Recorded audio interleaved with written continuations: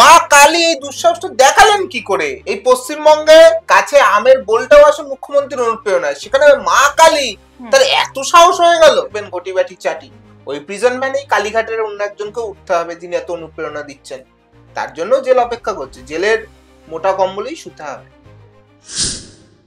নমস্কার দাদা, রাষ্ট্রীয় টিভি বাংলা আপনাকে স্বাগত জানাচ্ছি।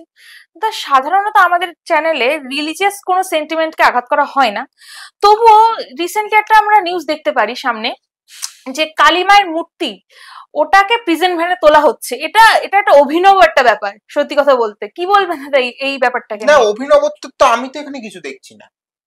পশ্চিমবঙ্গে সবকিছু হয় মুখ্যমন্ত্রী মমতা ব্যানার্জির অনুপ্রেরণায়।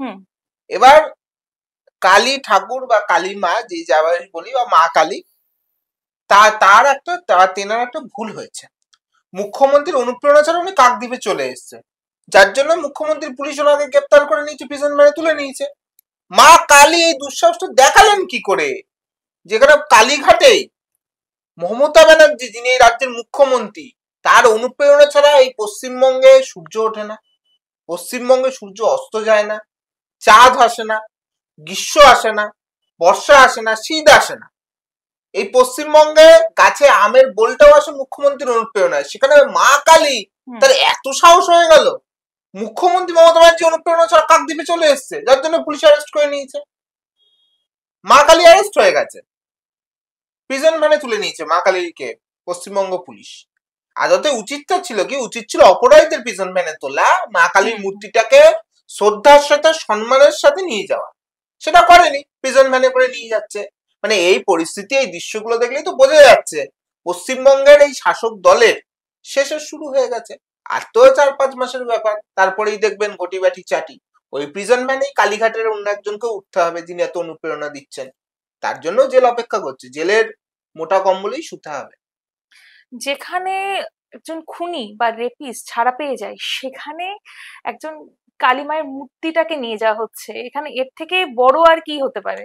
বড় কিছু সেটাই তো বলছি, পশ্চিমবঙ্গে সাধারণত আমরা জানি কি আইন কি বলে, যারা দোষী তারা শাস্তি পায়, আর যাদের উপরে দোষ হয়েছে, যারা ভিকটিম, যারা নির্যাতিত বা নির্যাতিতা, তারা ন্যায় বিচার পায়। কিন্তু পশ্চিমবঙ্গের ক্ষেত্রে নিয়মটা অন্য।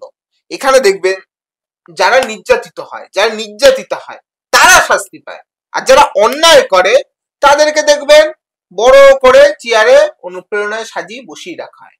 পশ্চিমবঙ্গে আইনটা অন্য, পশ্চিমবঙ্গের গণতন্ত্র চলছে না, এখানে মমতাতন্ত্র চলছে। পশ্চিমবঙ্গের সংবিধানের কোনো জায়গা নেই, পশ্চিমবঙ্গে আইপিসি, সিআরপিসি বা আইনের কোনো জায়গা নেই। এখানে একটাই জিনিস চলে, এখানে হচ্ছে টিএমসির আইন চলছে, মমতা ব্যানার্জির আইন চলছে। যেই আইন সন্দেশখালীতে চলে, যে আইন কাকদ্বীপে চলে, যেই আইন সারা পশ্চিমবঙ্গে চলে, আর এই আইনটাই হচ্ছে সবটাই অবৈধ। এখানে অবৈধ কাজটা করা বৈধ, আর যারা বৈধ কাজ করে বা যারা অবৈধ কাজের বিরুদ্ধে প্রতিবাদ করে তাদের উপরে শাস্তির খাড়া নেমে আসে। দেখবেন যারা চাকরিগুলো চুরি করলো, পুলিশের উচিত কি ছিল? তাদের গ্রেপ্তার করা, অপরাধ তো তারা করে চাই না। কিন্তু এখানে দাঁড়িয়ে কি হলো? তাদেরকে মন্ত্রী সাজিয়ে, তাদেরকে স্যালুট দিয়ে দিয়ে দিয়ে এই পুলিশ, এই প্রশাসন করেই নিয়ে গেছে। আর যে মানুষগুলো চাকরি যাওয়ার ফলে ক্ষতিগ্রস্ত হয় রাস্তায়, যে শিক্ষকরা, তারা প্রতিবাদ করতে গিয়ে তারা পুলিশের লাঠির বাড়ি খাচ্ছে। তাই পশ্চিমবঙ্গে যারা নির্যাতিত তাদের বিরুদ্ধে ব্যবস্থা হয়, আর যারা নির্যাতন করে, মানুষের উপর অত্যাচার করে, তারা নীলবাতি লালবাতি করে ঘুরে বেড়াচ্ছে পুলিশের স্কট নিয়ে। এটাই পশ্চিমবঙ্গের যে পরিস্থিতি। ধন্যবাদ দাদা।